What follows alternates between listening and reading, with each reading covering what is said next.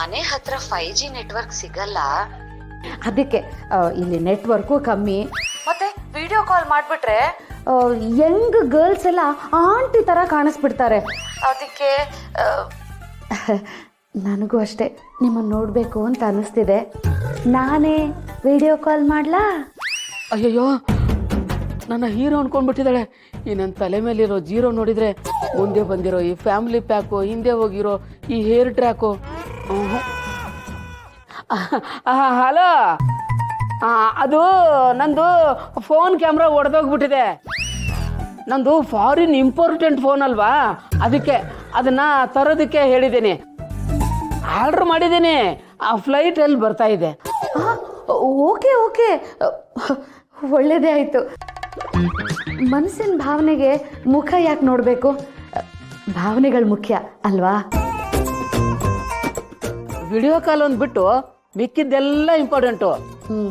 ಮನಸ್ಸಿನ ಭಾವನೆ ಮನಸ್ಸಿಗೆ ಗೊತ್ತಾಗೋದು, ಮುಖಕ್ಕೆ ಹೆಂಗೆ ಗೊತ್ತಾಗತ್ತೆ?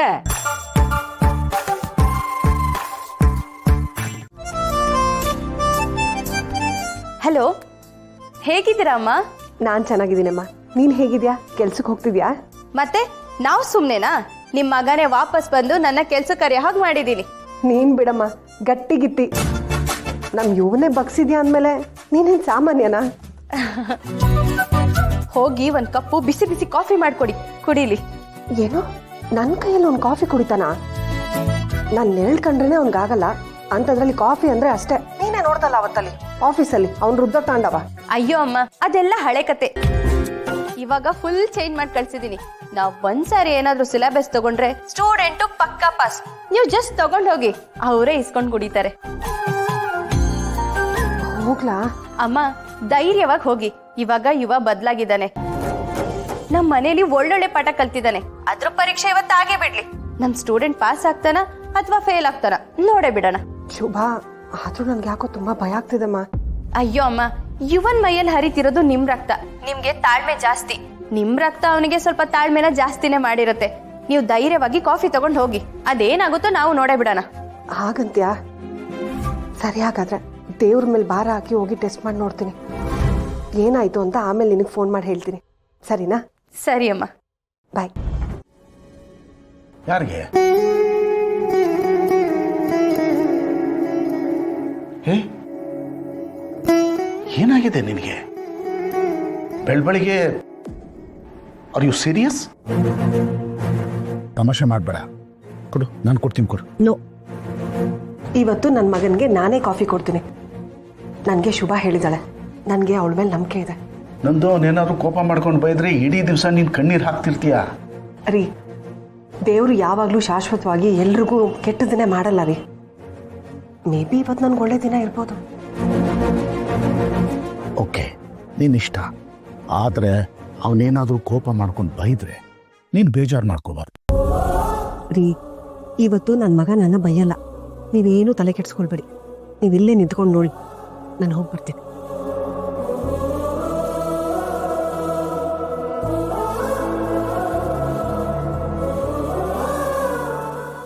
ಯುವ, ಕಾಫಿ.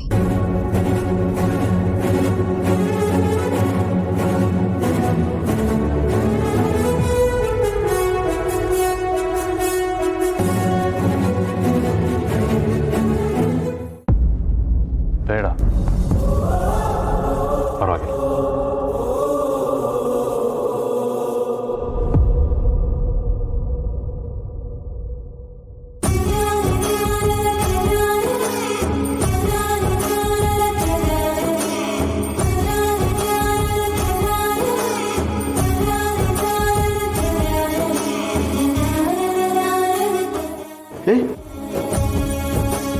ಏನಾಯ್ತು ನಿನಗೆ?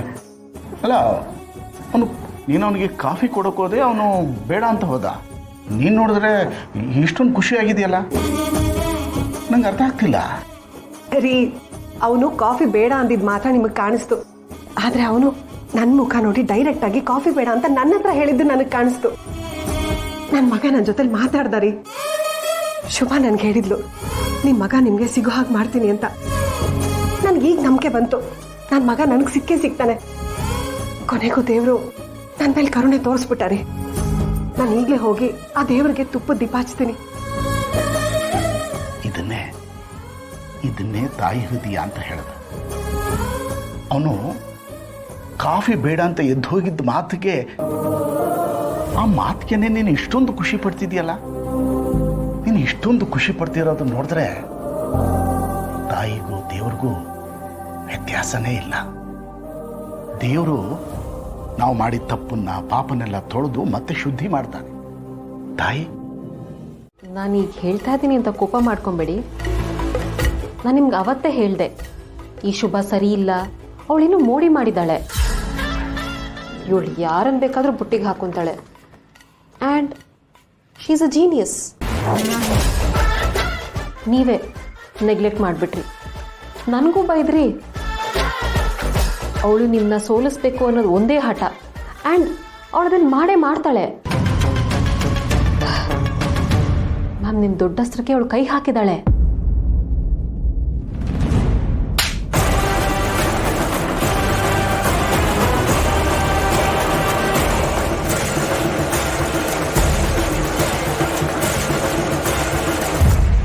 ನನ್ನ ಮುಂದೆ ನನ್ನ ಶತ್ರುನ ಹೊಗಳ್ಬೇಡ. ಆ್ಯಂಡ್ ನಿನ್ನ ನಾನು ಕೆಲ್ಸಕ್ಕೆ ಇಟ್ಕೊಂಡಿರೋದು ನಾನು ಹೇಳಿದ ಕೆಲಸ ಮಾಡೋದಕ್ಕೆ. Better do that job. ನಾಯಿಗೆ ಬಿಸ್ಕೆಟ್ ಹಾಕ್ತಾ ಇದ್ದೀವಿ ಅಂದರೆ ಅದು ಬಾಲ ಅಲ್ಲಾಡಿಸ್ಬೇಕು, ತಲೆ ಮೇಲೆ ಹತ್ತು ಕುಣಿಯೋದಲ್ಲ. Get out from here. Sorry madam, ನಾನು ಹೇಳಿದ್ದೆಲ್ಲ ನಿಮ್ಮ ಒಳ್ಳೇದಕ್ಕೆ ಮೇಡಮ್. ಔಟ್.